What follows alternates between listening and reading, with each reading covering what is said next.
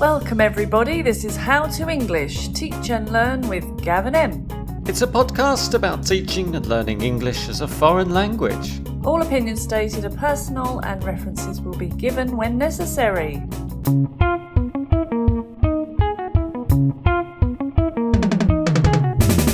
Gav.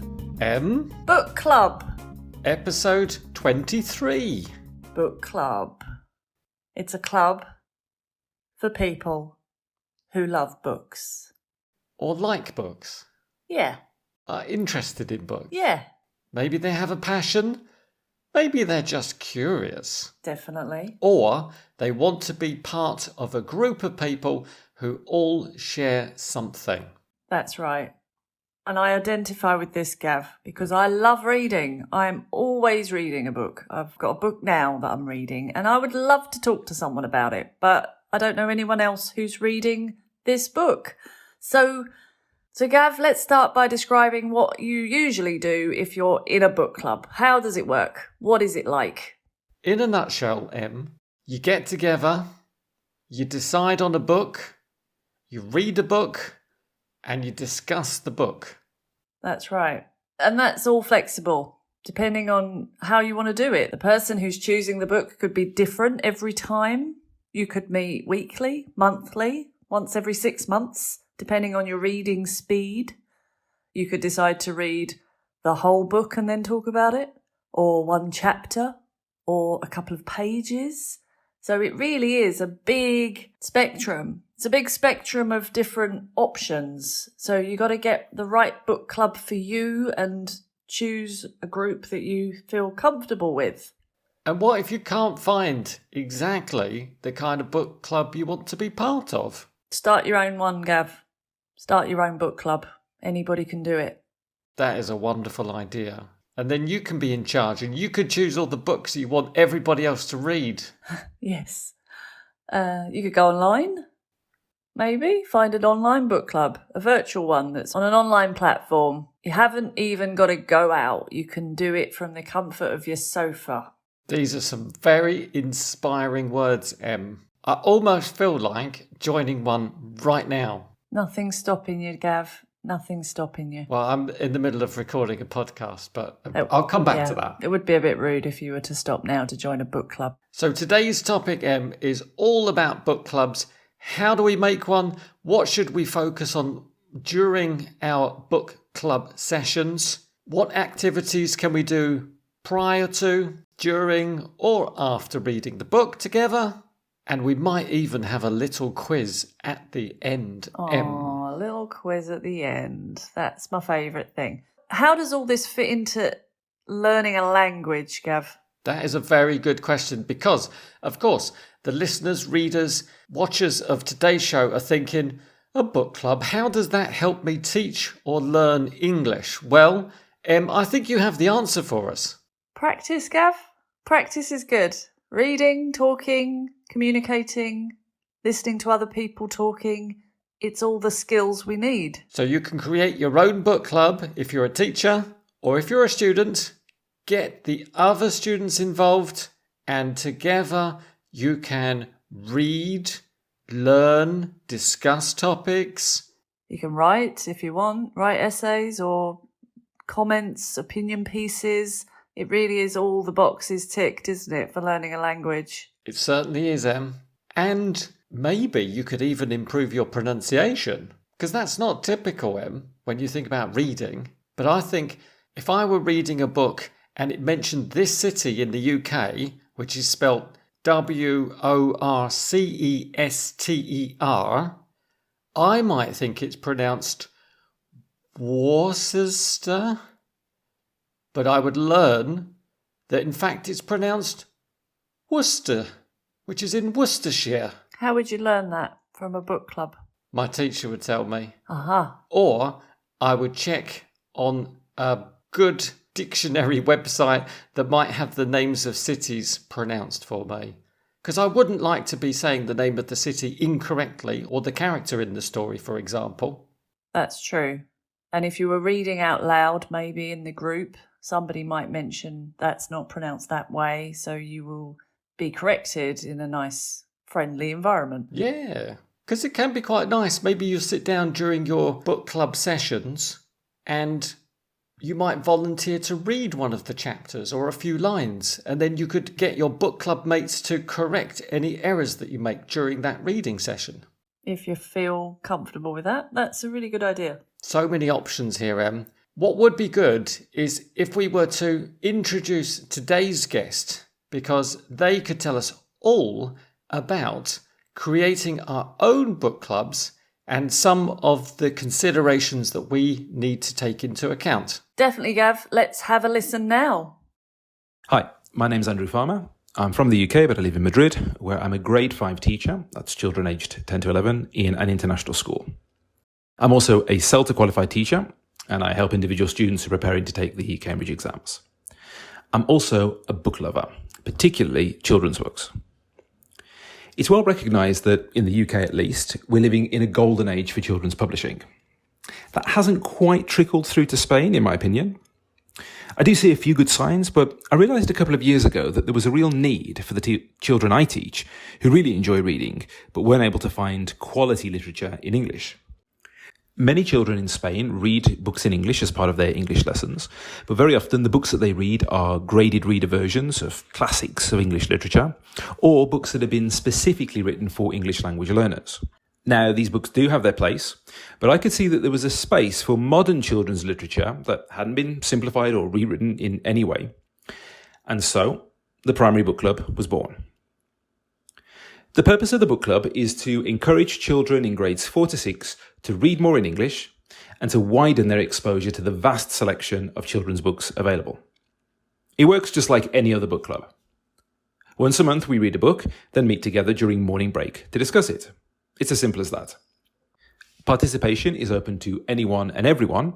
Parents simply need to buy the book, and I try to give the students a month in which to read it, as of course they're reading in a second language and so might need longer than a native child would reading the same book. I started about 18 months ago and really wasn't sure how well it would be received. To my delight, the answer was with great enthusiasm. Numbers of attendees tends to vary between 20 and 40 has been the most that we had, but it never goes below 20. When we meet, we talk about our favourite parts of the book, anything we didn't understand or were curious about, and read an extract or two. One thing I've really enjoyed doing is looking at the illustrations. I've been guilty in the past of paying too little attention to illustrations in books, but it's really been enlightening to consider how much they add to a story, and now it's one of the first things I think about when preparing the book club each month. In the past year and a half, we've read books by classic children's authors that were popular when I was at school in the 1980s, as well as current authors such as David Long, Tom Palmer and Vashti Hardy. We've read fiction, non-fiction and graphic novels. I'm on the lookout for a really good book of poetry for upper primary age children, so if anyone listening can help with that, please get in touch. The response from the parents has been overwhelmingly positive, and if nothing else, I can say that the children in grades 4 to 6 who attend book club are reading at least one more book in English per month than before. I'd like to say it's resulted in a generally more positive view of reading and reading in English in the school, although that's just my opinion. Here are a few practical concerns that anyone thinking of setting up a book club in their educational setting should bear in mind.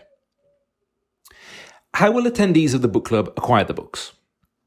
In my context, I know that I can rely on the parents of interested children to buy the books each month, but I know that's not always going to be the case.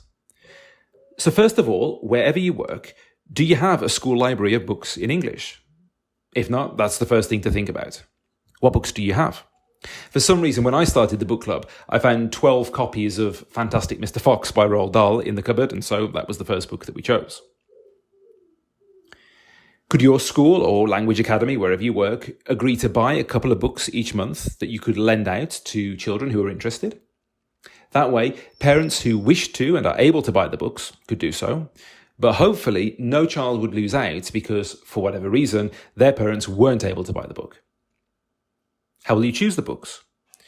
You can take suggestions from your students, but my experience is that their knowledge of books tends to be limited to the most famous contemporary authors or the massive book and movie franchises that exist. As I said before, one of the reasons that the book club exists is to widen the children's knowledge of the books that are available to them. And so for that reason, generally, I choose the books that we read. If you need to widen your own knowledge of the current state of children's publishing, please get in touch. I am What to Read Next with underscores between the words. So what_to_read_next. I know that just rolls off the tongue, doesn't it? On Instagram. You can follow me there and feel free to send me a DM if you wish. I do recommend checking out the Literacy Trust. That's a UK charity that exists to promote reading in schools. They produce a huge range of material that will help you to broaden your knowledge of books available in English, including some free short stories that you can download. Actually, in September 2022, we used one of those stories in our book club. So you could start your own book club for using one of those stories for free. Just download it as a PDF and share it with your students. Give parents and children plenty of advance notice to buy the books. This year in September, I actually sent a circular saying what each book would be for each month up until Christmas. I advertised the book club by sending circulars, but I found that nothing works better than going into the classrooms with the book in your hand and talking directly to the children about that month's book. Enthusiasm is contagious, so if you go into those children with a firm belief in that book, that they're going to enjoy it and benefit from reading it, you'll see the response. Let me finish by saying that running the book club is easily one of the best aspects of my job. If you're interested in starting one, just give it a go. You won't regret it. Please get in touch with me to ask any questions. As I said before, I am What to Read Next on Instagram. I look forward to hearing from you. Thanks again to Gav and Em for having me on their show, and thank you for listening. How amazing is that? And how much of a sign of the success of this book club is it, Gav, that 20 to 40 people attend every time? And those students are attending voluntarily just to be part of that group. Brilliant. It really catches the imagination, I think, when you're reading a good book and you really want to be part of that energy that keeps the club going, because then you have got that motivation to keep reading, because the next session is going to be really dynamic and you're going to talk about it and explain everything to each other. So if you're not up to speed, if you're not where you should be in the book, that's what makes you want to get there, because these other people are ready for you to talk and they want to know what you think. And it's such a lovely motivation that way. That really is. And the parents, as Andrew said, are so proud of their kids because that is one extra book per month in English that their child is reading. So we need to keep in mind that it will be a bit slower, the reading of a book in a second language. So maybe reduce the amount of pages or chapters you're aiming for, or maybe start with a few and see how it goes. And if the students are quite impatient to read more, you could give them more pages next time to read. You have to judge, I think, the speed of the group. That's it. And take into account if the students are also doing exams at that time, they might be under a lot of pressure. So you definitely need to get the word count or the pages to the limit the students are able to keep up with. Yeah. And I really liked what Andrew said about the illustrations. I like that too. I made a note of illustrations. Yeah. What did you think about that, Em? Just that it is something really important and it's there because it's got a purpose and it's a lovely interpretation of somebody's words, but that doesn't mean it's the definitive representation. The illustrations give you a great starting point to discuss what you think about the character and how they look, and is that what you imagined the situation to be? It's endless amounts of content in those illustrations. Some of my strongest memories from childhood are the illustrations from books. I just pored over those images and absolutely loved exploring the story, the illustration, and letting my imagination go wild. And the practical side of it is also very important. What Andrew mentioned about getting the book, making sure you've got enough copies of the book.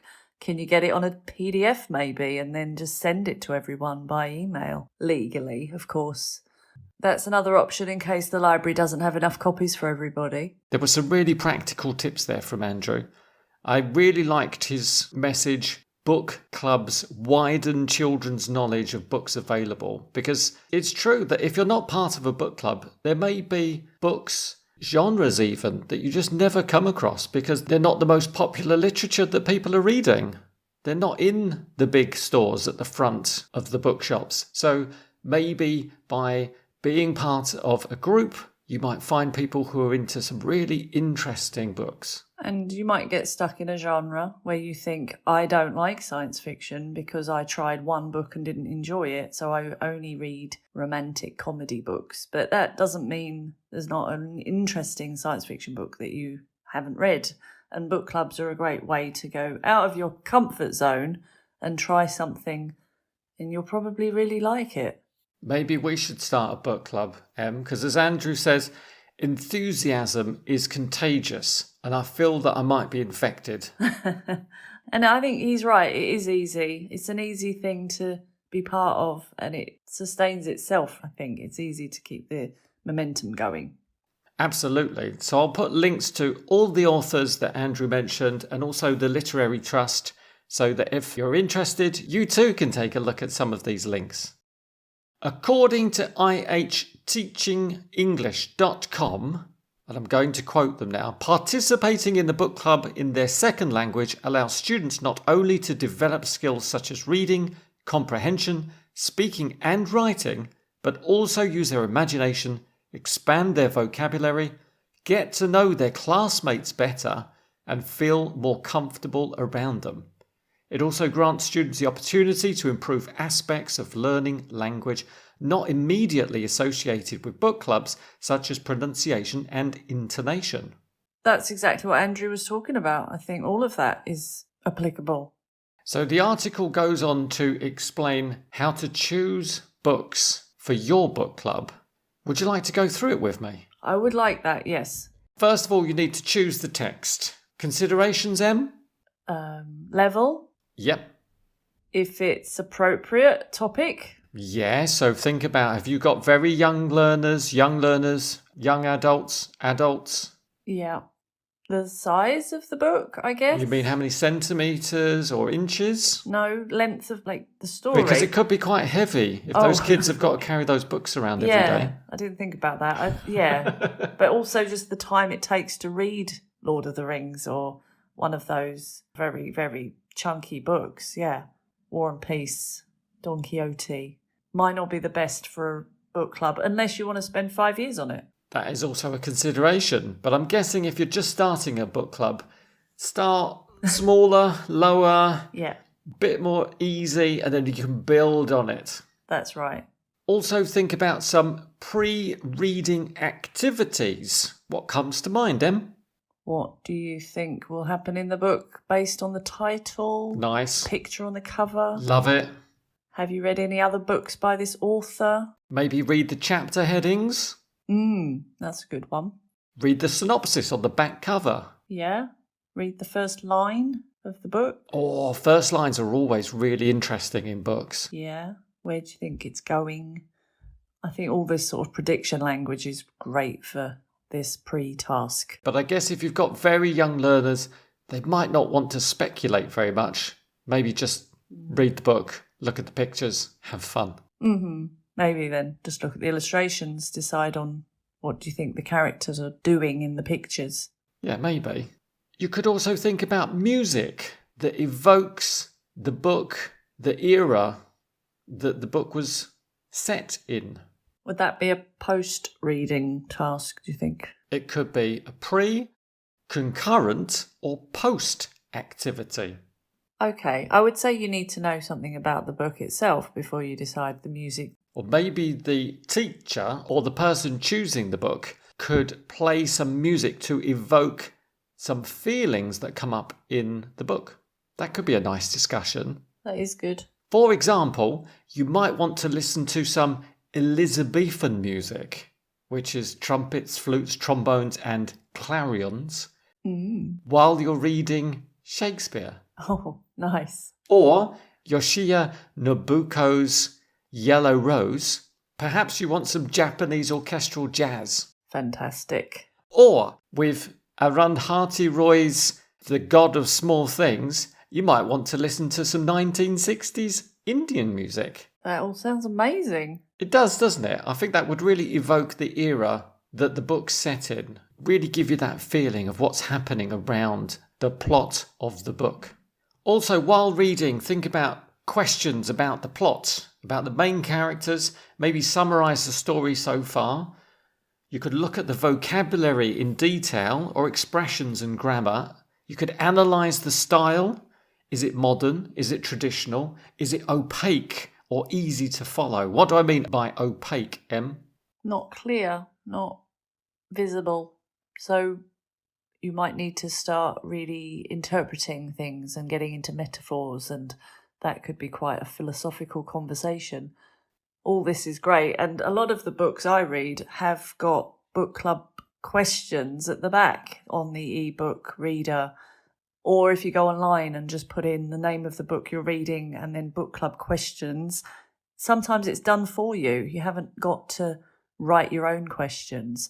But as a group, it would be nice maybe to get the book club members to write their own questions for each other, because I always have questions in mind when I'm reading books, and I'd love to know other people's opinions. So you could do a bit of a mix and match, because it is nice to give the group members the creativity and the freedom, but you might need some more structure than that. So see how it goes, I think. See what the feel of the group is. That's right. There's not always one answer to some of these questions. So for the question, when is the story set? The answer might be New York, 1954. But if you say, what was the character feeling? That might need some interpretation. There may not be one simple answer to that question. That's the joy of book club, you see. Different opinions. No right or wrong, just interpretation. Yeah. Post-reading activities, Em. Write a review.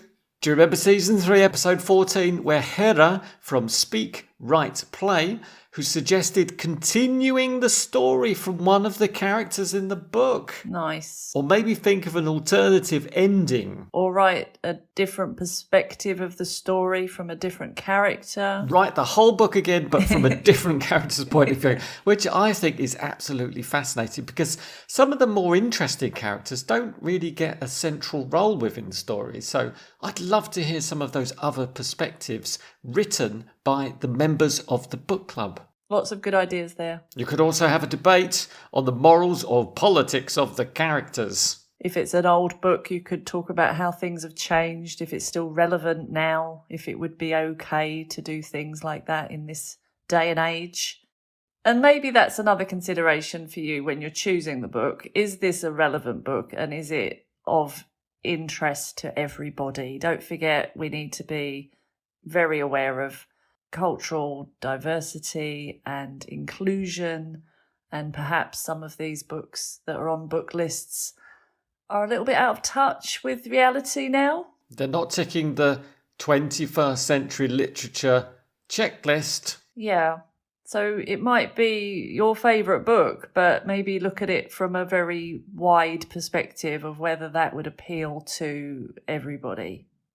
And if it doesn't, then look for something a little bit more universal. Widen your perspective. Read something new from somebody that you don't know, from a different culture. This is your opportunity to really expand your knowledge. Em, I've got a little challenge for you. If I said to you, I want you to begin a book club today, give us some recommendations. What do you have? I would go for a book that I read that was recommended to me that I would never have read. As I mentioned before, I'm not a big fan of science fiction. That was me that was talking about that example. Somebody told me to read Woman on the Edge of Time by Marge Piercy, and I was blown away. It was so good. So I would start with that one, definitely. Is that good for any level? It's quite high level. So I would say probably B2 onwards. What's your second recommendation? At the moment, I'm reading Drive Your Plough Over the Bones of the Dead, and that is by Olga Tokarczuk. Right. She's a Polish author. It's quite a strange book, very different perspective from mine, so I'm thinking a lot about it while I'm reading it. It's making me question a lot of things, which is good. Very good.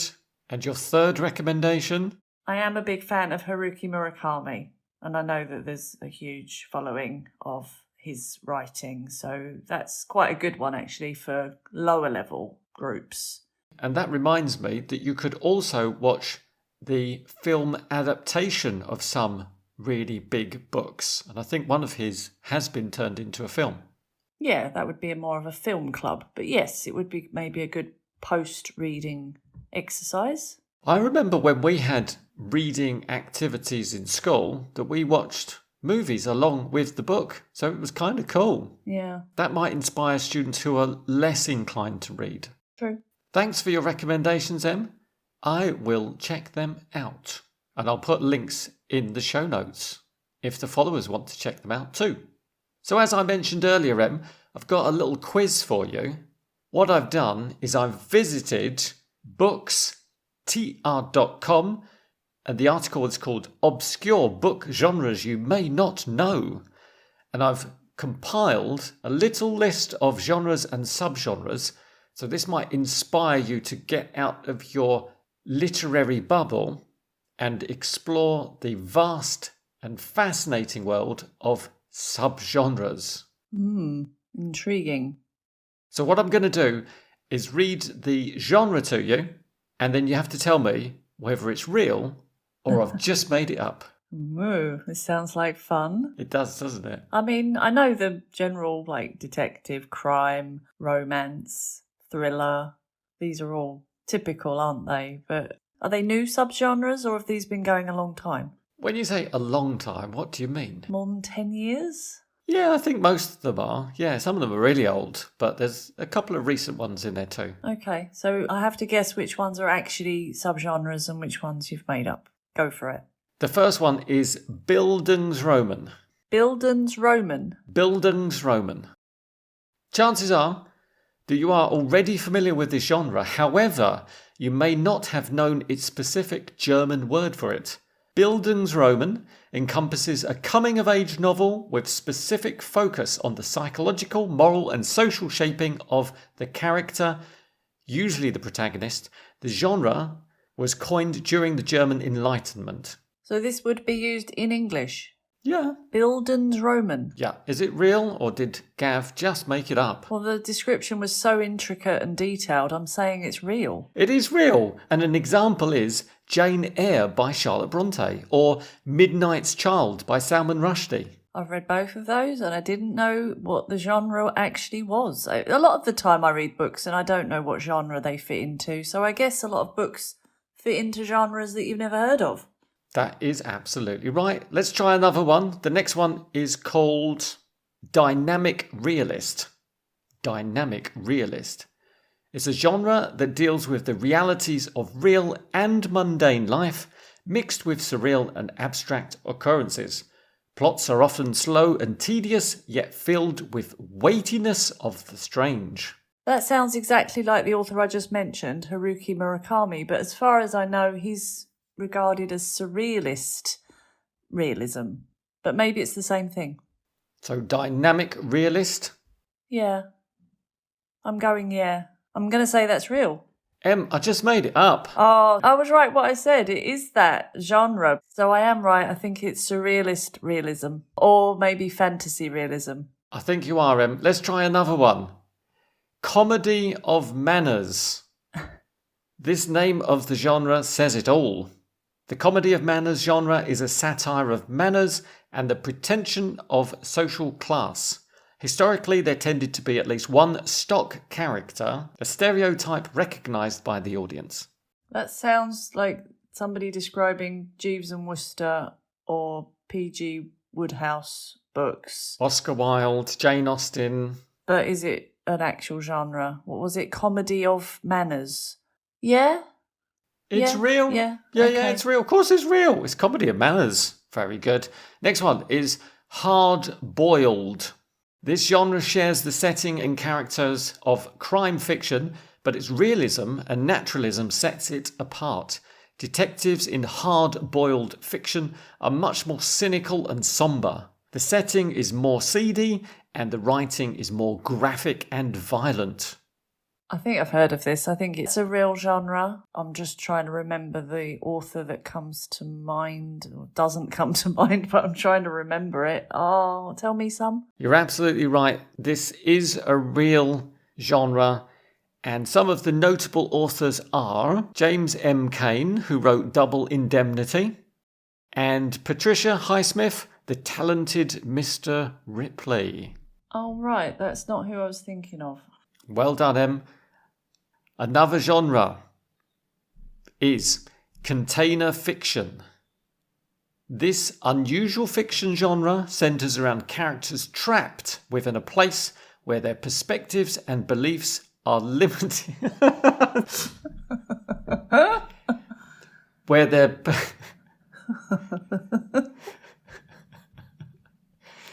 their perspectives and beliefs are limited. Stop it! Stop laughing. This unusual fiction genre centres around characters trapped within a place where their perspectives and beliefs are limited by their physical space, often dealing with a sense of frustration, impending doom, or yearning for escape. Container fiction. Is it a real genre or a fake genre? It sounds fake. It's fake. Of course it's fake. Container fiction. But it sounds kind of cool, doesn't it? Yeah, well, there are lots of books like that. I don't know what they would be, just thriller or horror. I'm in a box. Let me out. I'm not sure I could write a whole book about being in a box, but I'm sure somebody did it successfully. Yeah. Let me try another one. This one. Feminist science fiction. This is a subgenre which deals particularly with women's roles in society and reflects the trepidation women have about their future. Feminist sci-fi is often set in a dystopian world with heightened gender inequality, reflecting the need for continued feminist work. Definitely real. There was the one I mentioned, Women on the Edge of Time, Marge Piercy. I think Margaret Atwood does a lot of that stuff. That's it. The too. Handmaid's Tale is one of hers. Exactly. Also, Octavia Butler, The Parable of the Sower. Right, our last genre, Em, you need to identify, is this real or not? It's planetary romance. Planetary romance. Most of the action in planetary romance takes place on exotic alien planets and is focused on the interactions between the characters and their world. Well, why not? Yeah, go for it. It is real. It's real. Yeah, so for example, Frank Herbert's Dune is a planetary romance novel, and also Anne McCaffrey's Dragonflight. Yes. Gav, I'd like to introduce Dara now from AppliedESL. Dara is an author, ESL teacher, job readiness coach and speaker at this year's AIELOC and Women of Colour in ELT conference. You can find Dara on Instagram using the handle AppliedESL. Her books are on Amazon if you type in Dara K Fulton, Fulton. Titles include Applied ESL Life Skills, Student Workbook 1 and 2, and our favourite is the Sign Resource Book, which has pictures of common everyday signs you might find around your town or city and explains its meanings, some even including instructions. It's a useful and fun way to improve your English. Of course, the sign could be a warning for danger or telling you there's a discount on today. Could be anything. So if you can't understand the sign and you don't know how to react, Dara explains in this book, and it's good for all ESL learners and anyone who likes signs. I love signs. They're so cool. Signs that you find on your walks around the city, and Dara explains perfectly what they mean. And this is also on Instagram, where Dara shares pictures of the signs and plenty of other teaching and learning tips. So let's listen to Dara talking about her books for ESL students. My name is Teacher Dara. I am the founder and ESL teacher to my own company, AppliedESL. AppliedESL is an online English tutoring service with a creative approach where I help adult learners build their confidence while practicing and improving their English speaking skills. I have over 17 years experience teaching adult learners from all over the world. It is my honor and privilege to meet people from different parts of the world to help them feel confident and comfortable to speak English. Teaching ESL is my passion. It's something that gives me joy every day. Currently, I've added 2 services to my business.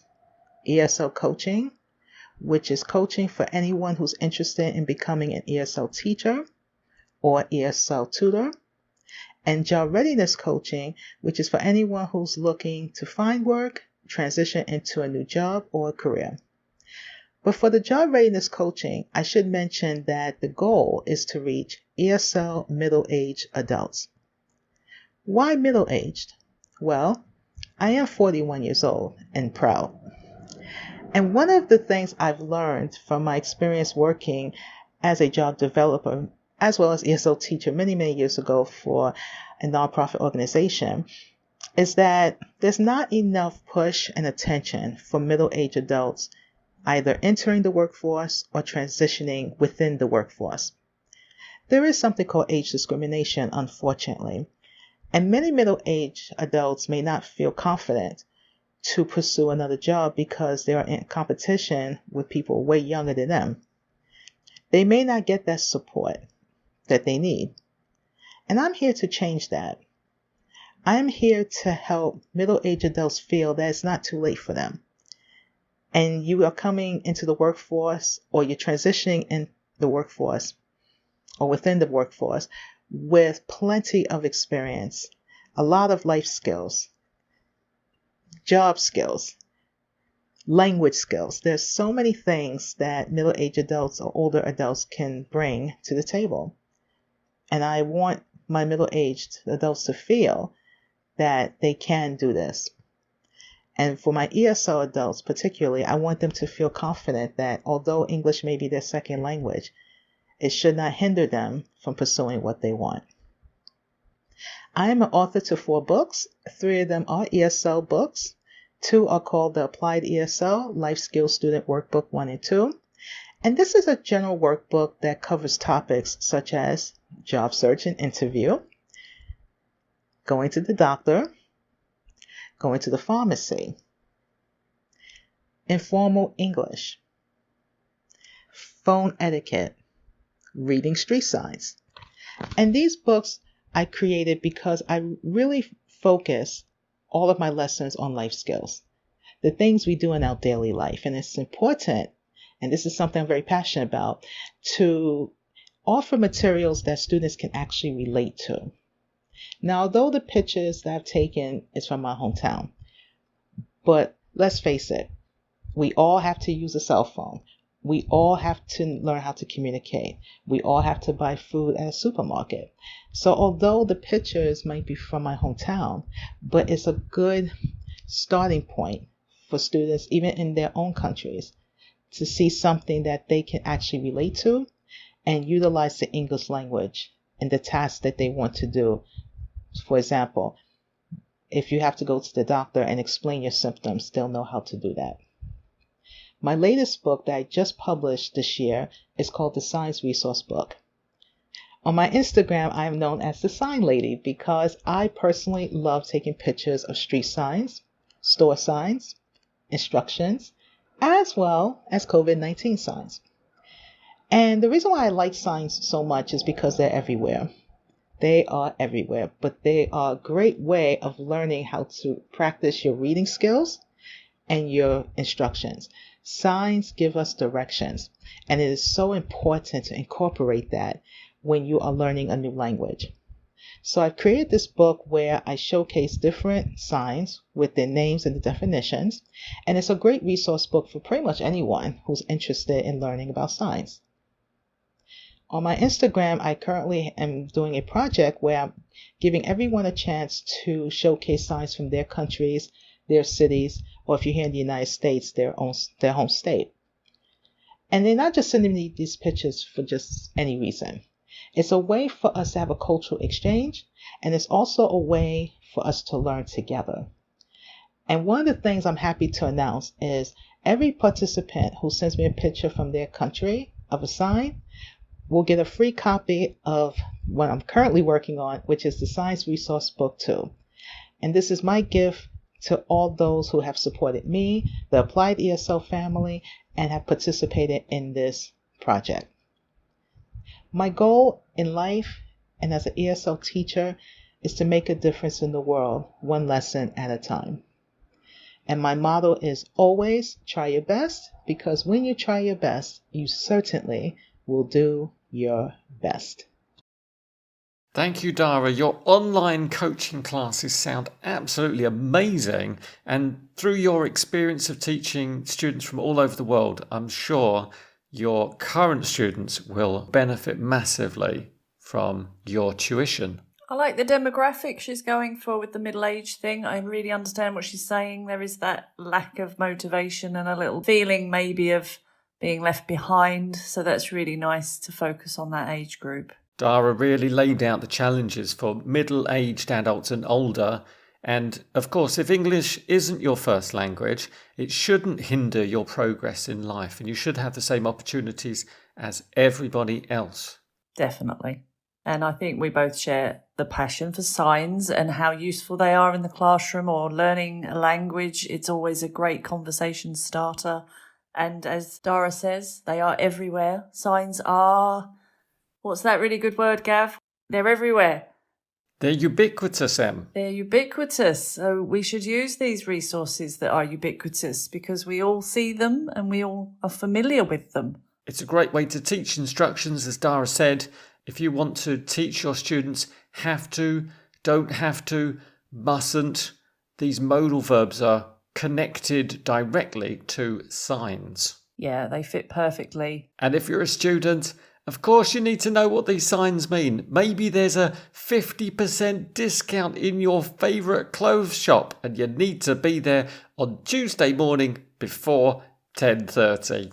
They're relevant, they're useful, and we all need to understand them. That's right, and they might be different in your city. So, as Dara put out the challenge, take some photos of signs in your city, share them with Dara, and maybe you'll get the chance to win a copy of the second edition of her signs book. Okay, Gav, I think that's enough. I'm going to go and read my book now, if you don't mind. And I will organise my bookshelf. No, you won't.